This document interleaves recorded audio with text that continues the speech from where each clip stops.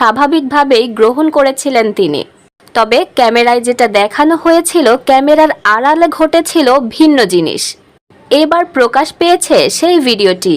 সেখানে দেখা গিয়েছে বিচারপতি মানিক উত্তেজিত হয়ে এক পর্যায়ে উপস্থাপিকাকে বলেছেন রাজাকারের বাচ্চা, যেটি দেখে খুব স্বাভাবিকভাবেই ক্ষুব্ধ হয়েছেন উপস্থাপিকা দীপ্তি।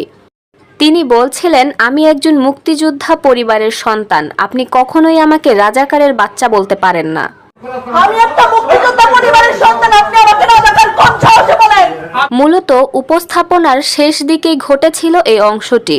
বাক বিতণ্ডার এ পর্যায়ে অনুষ্ঠানটি আর কন্টিনিউ করা সম্ভব হয়নি। বিচারপতি সে আসন থেকে চলে যান এবং অনুষ্ঠানটিকে তখনই শেষ করে দেওয়া হয়। সাবেক এ বিচারপতির এহেন আচরণে ক্ষুব্ধ দেশবাসী। তারা বলছেন, এই ধরনের মানসিক ভারসাম্যহীন ব্যক্তি কিভাবে একজন বিচারপতি হয়।